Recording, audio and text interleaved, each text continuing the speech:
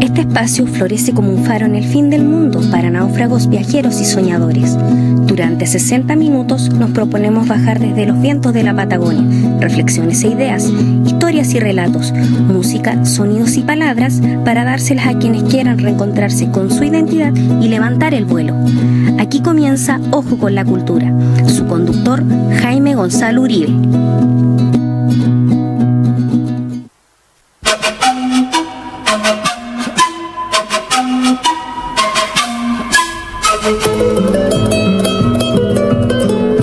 ¿Cómo están todos ustedes? Un gusto saludarles desde los estudios de Polar Comunicaciones, en sus distintas plataformas, radio, televisión e internet. Una invitada de lujo, la que tenemos para esta ocasión.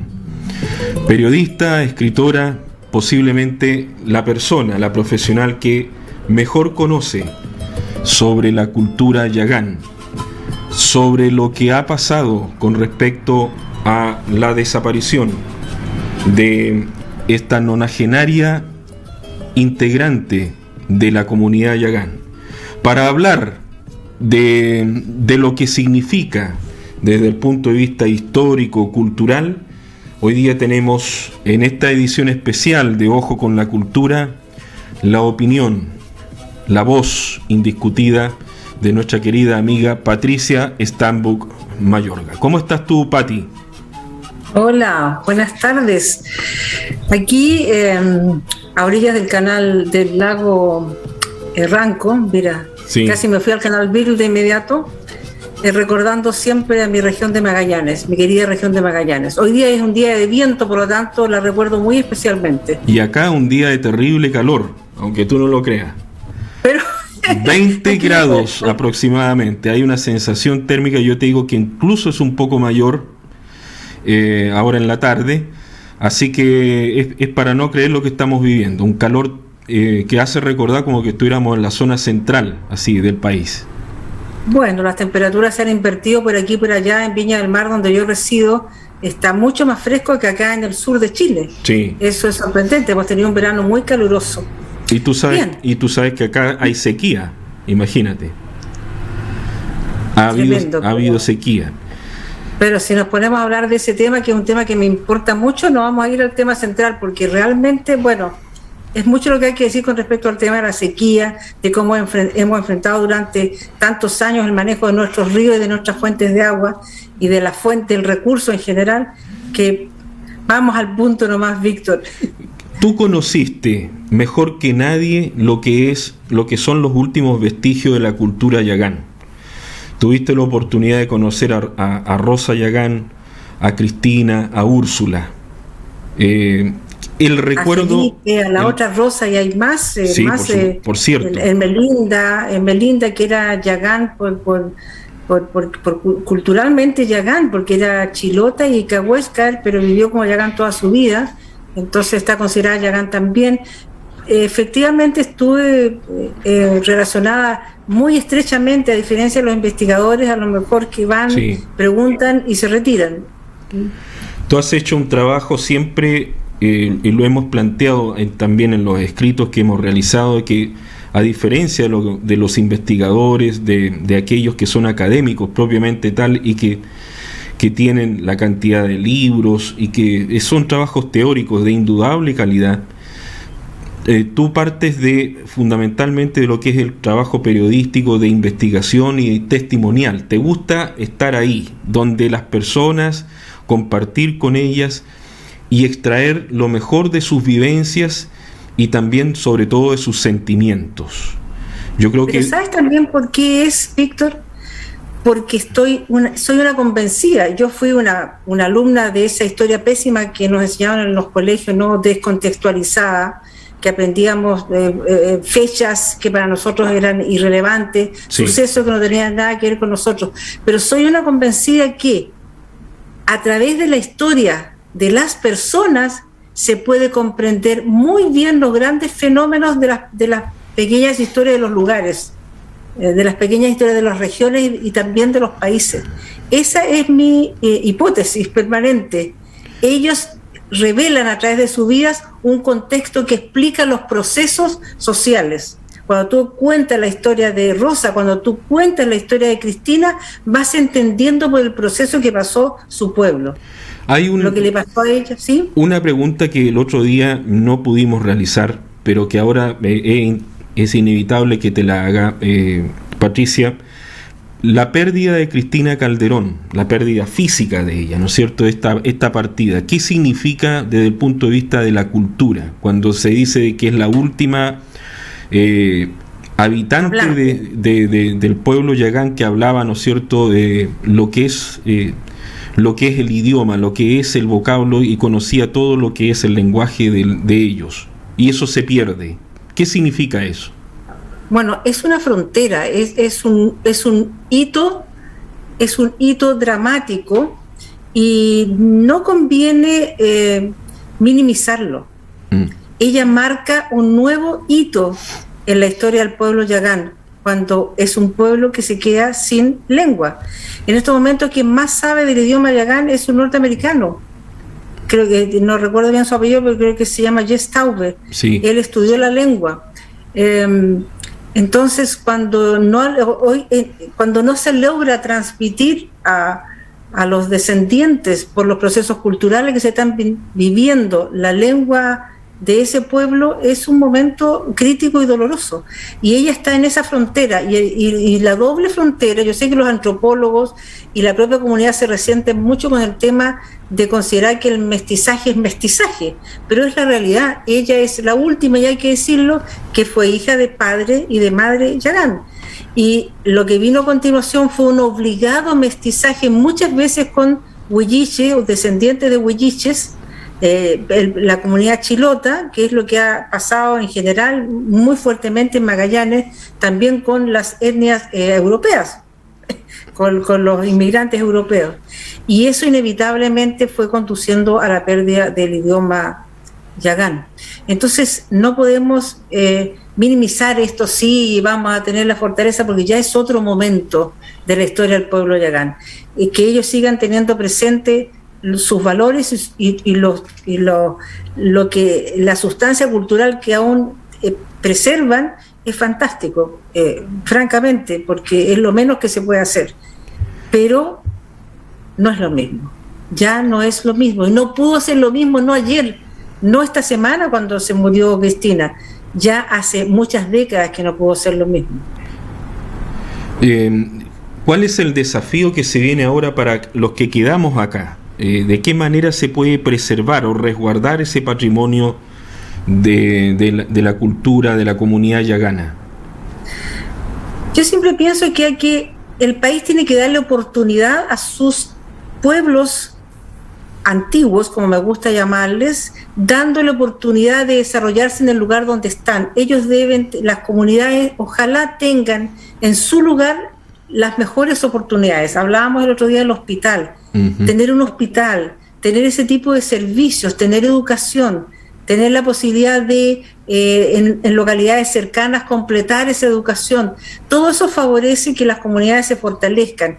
Yo creo que la comunidad yagana está, por lo menos un alto número de ella, muy consciente de que no quiere perder su historia.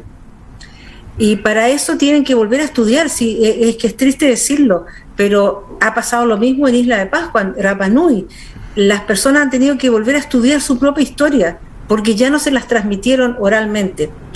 Fíjate que te voy a contar lo maravilloso que fue para mí escuchar un relato de Cristina, que revela cómo ella recogió por la cultura oral un momento histórico muy importante relacionado con el encuentro con el europeo, que fue la expedición de la Romanche en 1882. Ella le escuchó a la tía Julia, que había estado en esos momentos presente cuando llega la Romanche, esta expedición francesa, qué es lo que sintió cuando vio este barco y estos seres extraños que no se explicaba, que echaran humo por la boca porque fumaban, que les lanzaban cosas y decía, esto es esto es para comerlo y no era jabón y se lo echaban a la boca, esto es, ¿para qué es esto? Era harina y se la ponían como pintura facial. Ese relato maravilloso del no comprender otro mundo que no era el propio, me lo entregó Cristina por la vía oral, así como lo recibió ella. En ese momento es primera vez que llegaba ese relato a algún lado que no fuese su propio círculo. Y eso se cortó. Eso se cortó. Así es. Y eso se cortó no solamente en el pueblo yagán, se ha cortado también en el pueblo de Rapa Nui, de lo que yo conozco más próximo. Ahora, ellos son más numerosos, todavía tienen tradición oral, pero lo que representó la Cristina y lo que representa la Cristina es la última gran memoria de su pueblo, porque nadie más ha vivido como ella vivió como yagana, en Mejillones, cómo compartió con los viejos, cómo fue ella tratada por un hechicero, cómo ella escuchó en las mañanas cuando le contaban los sueños y qué es lo que había que hacer según el sueño que se había contado. Si por ejemplo se soñaba con un determinado tipo de ballena, la chucalo, era muy mal augurio y había que reunirse. Todo eso ya lo vivió. Ahora, bastante de eso puede haber sido contado a hijos y nietos. Vamos a desear que esos relatos, aparte de lo que hay escrito, perduren, se mantengan. Por ejemplo, la lengua ya no, son esas historias, el conocer a sus últimos representantes, a los últimos viejos de la tribu, y saber el valor que tiene esa comunidad en esa parte del territorio después de 6.000 años de sobrevivencia.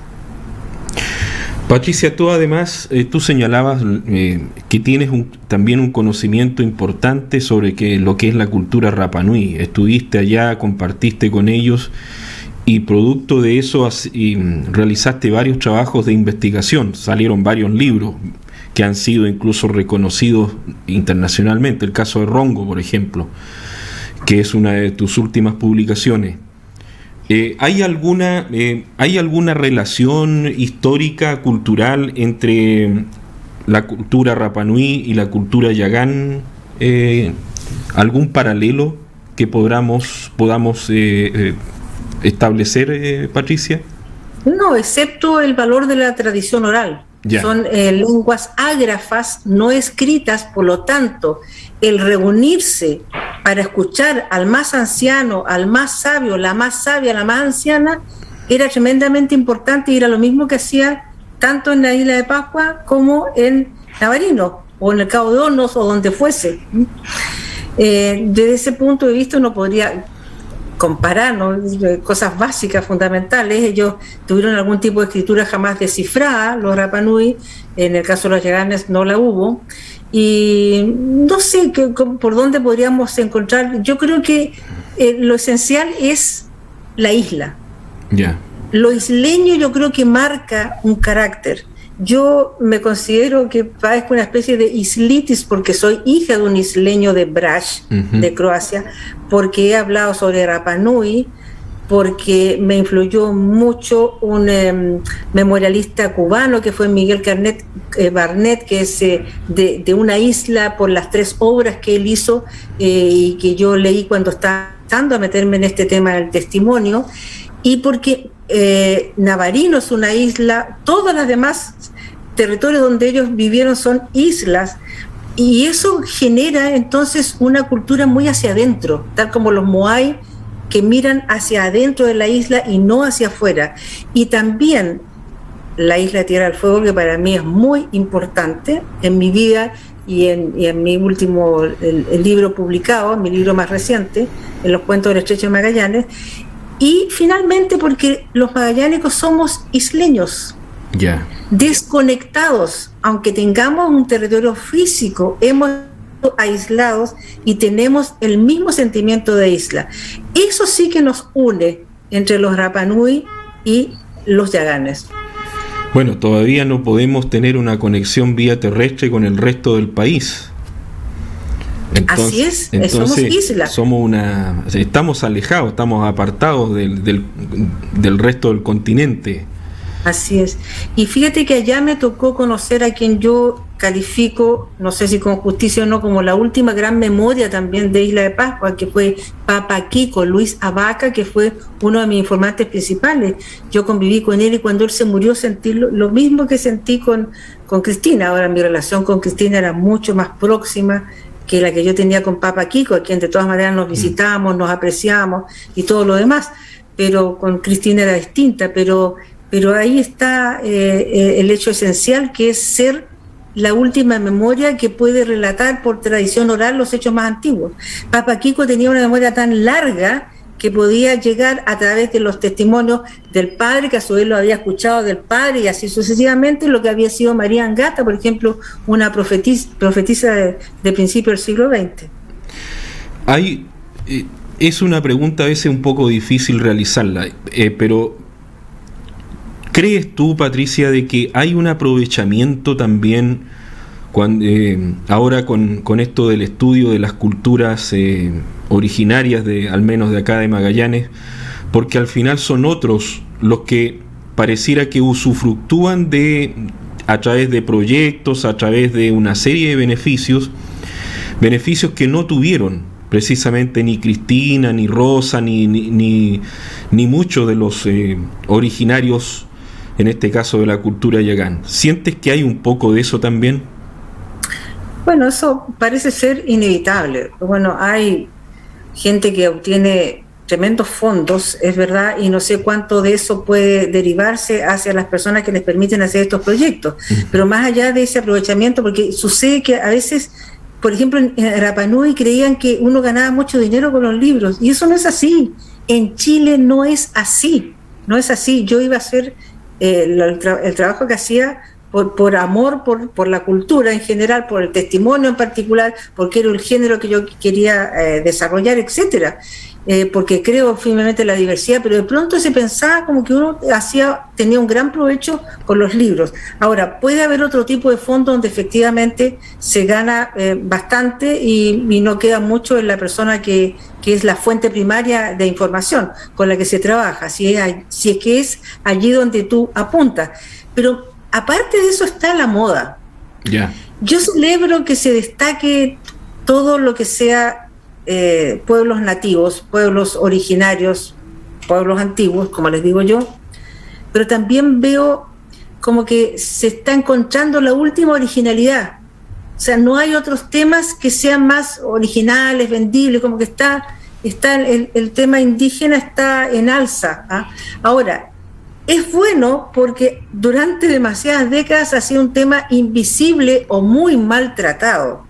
Entonces ahora viene este resurgimiento del tema indígena y por supuesto se quiere hacer películas, se quiere hacer testimonio de toda naturaleza, etcétera, etcétera.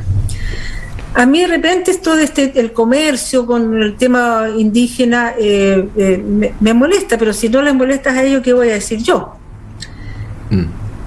Sácame una duda, Patricia. Con la pérdida de Cristina, con la ida de Cristina, quedan, decía Thomas Bridge en su diccionario famoso, decía que hay más de 32.000 vocablos. Sí. El sacerdote Marcos Bubinich escribió una crónica preciosa el domingo, apareció en el diario El Magallanes, en el Dominical, donde también hace referencia de esto, es decir, el lenguaje, la cultura, el conocimiento, la cultura yagán, ¿no es cierto?, la comunidad yagán, como tú sueles decir. ¿De qué manera eso lo podemos plasmar o lo podemos llevar a los colegios, a los liceos, a las universidades? ¿Pero llevarlo en qué sentido? ¿Es tú como aprendizaje del idioma? Aprendizaje. Hoy yo lo veo más que difícil. Quiero serte honesta. O sea, que no se puede aprender con un diccionario, Víctor. Es imposible. Seamos honestos.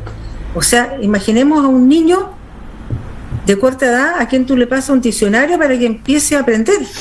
No se puede, porque ese niño tiene que relacionarse con las cosas, conversar con una persona, escuchar a su madre, escuchar a su padre, hablar con su hermano, ver cómo se define el árbol, cómo se define la flor, cómo se define el agua. Pero aprender por diccionario, no, yo creo que esta es una lección para un futuro que ya no es tan completo como pudo ser hace algún tiempo. precisamente por esto, porque ya no tenemos tehuelche en Chile. Yo conocí, para mí fue una experiencia maravillosa, conocí en Argentina, en el sur de Argentina, sí, a la altura de Coyhaique, pero por el lado argentino, al primer tehuelche que conocí en mi vida, lo conocí allí hace cosa de un par de años, un muchacho joven que todavía tiene su comunidad y que todavía habla su lengua. Entonces todavía hay patrimonio por esos otros lados, pero nosotros no tenemos eso, no tenemos hablantes tehuelches, no tenemos hablantes selknam y ahora no tenemos hablantes yaganes. Cahuéscar, yo creo que por allí hay una esperanza, francamente. Hay una esperanza porque hay gente relativamente de edad mediana que lo habla, no sé cuán bien, no tengo autoridad para decirlo, pero a estas alturas lo que se puede lograr es que con un pequeño diccionario los niños sepan cómo se dice Anuja, luna, cómo se dice Lom, cómo se dice sol, cómo se dice cómo estás, pero no más que eso. Y para entender que hubo un mundo que tuvo palabras distintas para las mismas cosas, o palabras desconocidas para nosotros para cosas diferentes. Pero cuando tú recreas tú misma con los libros, con el trabajo que hiciste de Rosa Yagán, que estás a través de la entrevista, del testimonio de ella, podemos recuperar mitos, leyendas, historias de ellos. Eso sí. Ya. Eso sí. Yo creo que es un enriquecimiento cultural como puede ser el estudiar la mitología helénica. ¿Por qué estudiamos la mitología helénica y no la mitología que es más próxima a nosotros y que es tan rica como la mitología de los pueblos australes? Es realmente sensacional. Entonces, en la región austral hace mucho tiempo que debiéramos haber estado inmersos en ese mundo, aparte de estar en la cultura helénica, estar en la cultura nuestra, la cultura austral, porque probablemente ha sido vista como una cultura menor y es un tremendo error. Es una cultura riquísima y tú lo sabes, sí, por has supuesto. leído bastante, la conoces y es de una gran imaginación. Es como si desconociéramos la tremenda creatividad de la cultura huilliche. Es maravilloso, o sea, el mundo generado por esas neblinas de Chiloé es inmensamente rico, con múltiples personajes, y así también el caso de estas culturas que tienen, además de su mitología, una interpretación del mundo, una interpretación del universo, una explicación, lo que se llama cosmogonía, cómo se explicaban ellos los fenómenos de la Tierra. Se está redactando un nuevo texto constitucional, Patricia, y es inevitable que también que te haga la pregunta, ¿estás de acuerdo con esta definición de Estado plurinacional, regional, multicultural? Yo creo que sí, francamente, que es un aporte. Ahora, todos los bemoles que pueda tener esa definición, no estoy en este momento en condición de discutirlo. Ya. Estoy esperando que salgan ya los textos más afinados, aprobados y demás, para tener una opinión al respecto y ver en qué posición quedan las etnias chilenas, que yo creo que va a ser mucho mejor, evidentemente, que la que tenían antes. Pero no sé si alcanzamos a conversar en una edición anterior lo complicado que es, por ejemplo, que un sistema judicial sea múltiple, que cada etnia tenga un sistema aparte prácticamente, que tenga una legislación aparte. Yo creo que es tremendamente complejo. A lo mejor es solucionable, no lo sé, pero complejo es. Entonces, pienso que el reconocimiento es algo que estaba muy pendiente. A lo mejor ni siquiera hubiera sido necesario llegar a definirla si hubiéramos tenido realmente conciencia de la diversidad de pueblos en el país, pero no la hubo. Yo creo que se veía como algo casi pintoresco. Qué brutalidad, ¿no? Así es. Patricia, nos quedan algunos minutos. Yo sé que tienes otro compromiso ahora. Tú tienes no solamente el trabajo que hiciste con los pueblos originarios de acá, en particular con el mundo yagán, que siempre se te ha vinculado, también con la zona de Rapa Nui, de Isla de Pascua allá, pero tú siempre has sido como visionaria, como que te has adelantado a varias cosas. se te reconoce por ser tal vez la primera investigadora en hacer un trabajo sobre Violeta Parra, ya en el año 1971-72. ¿Qué recuerdas de eso, de un trabajo señero en su momento, Patti? Efectivamente fue la primera biografía de Violeta Parra y me permitió a 5 años de su muerte encontrar a personas que entrevisté y que nunca más volvieron a ser entrevistadas, porque pasó largo tiempo hasta que alguien empezara de nuevo a tratar de hacer trabajos biográficos. Siempre creo que mi trabajo es un trabajo esencial, fue un trabajo fundamental sobre el que se apoyaron muchísimo posteriormente, aunque, como lo he dicho en otras oportunidades, en Chile nadie acostumbra mucho citar las fuentes. Lamentablemente. Entonces, simplemente, sí, no, vamos entrando, qué sé yo, en el trabajo. Yo he visto de repente partes completas de mi libro, los diarios, los vi hace muchos años, y simplemente sin citar, o sea, poniendo a mis entrevistados, así, sin ningún pudor. ¿Tuviste la oportunidad de conocer a Violeta acá en Punta Arenas, Patti? Sí, la conocí a ella justamente cuando fue con Chile Ríe y Canta. En julio del 66, lo describes. Sí, sí, yo tenía 14, 15 años y mi padre me llevó al gimnasio de la Confederación Deportiva donde actuó ella y fue muy impresionante por verla aparecer con una sillita pequeña, con una guitarra pequeña y un público que sonrió en el momento, se rió porque creyó que salía con una guitarra de juguete. Era nuestro desconocimiento del folclore de otros países, sí, del cuatro venezolano, ¿no? Y yo no sé si era un charango o un cuatro, pero me da la impresión que era un cuatro por lo que cantó ella después. Y sin embargo ella no hizo cuestión de nada y empezó el rasgueo del instrumento y empieza a cantar y se hace un silencio en ese gimnasio maravilloso, no volaba una mosca.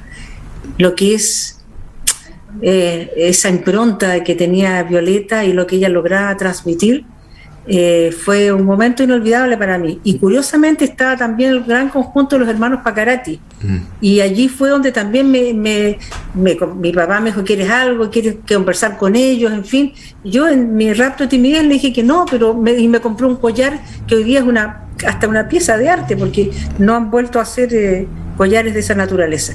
Esos son los encuentros humanos que se le dan y las oportunidades que hay que darle a los hijos, a la gente joven, para que tengan estos encuentros con la cultura. Es muy importante, todo tipo de cultura, no tratar de sacarlos de la tele, del teléfono hoy día, de estos juegos que les son tan atractivos y hacerles encontrarse con lo más valioso de la tierra, que es el ser humano.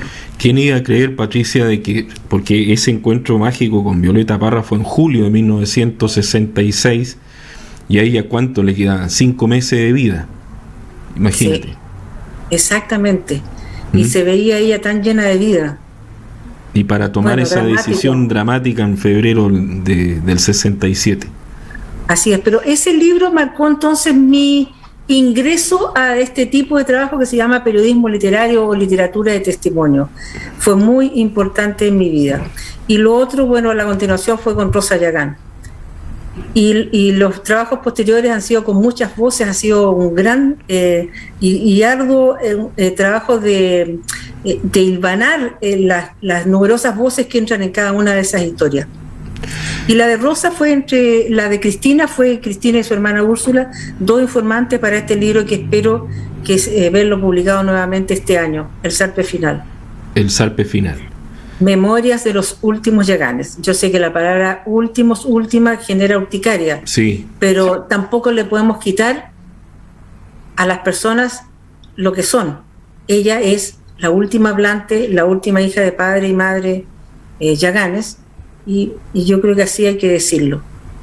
Bueno, Patricia Stambuk, quiero agradecerte el haber estado esta tarde, en este momento, junto con nosotros para cerrar, ¿no es cierto?, algunas ideas que quedaron del programa Ojo con la Cultura, y ahora con un poquito más de tranquilidad también poder sintetizar parte de las ideas, de los sentimientos que están circunscritos, ¿no es cierto?, con la partida de Cristina Calderón, como dijo Patricia, la última hablante de la comunidad Yagán, hija de padre y madre Yagán. Una noticia que dio la vuelta al mundo, seguramente por su importancia, y de la cual Patricia Stambuk es lejos la mayor conocedora en Chile de esta situación, de esta problemática del mundo de la cultura Yagán.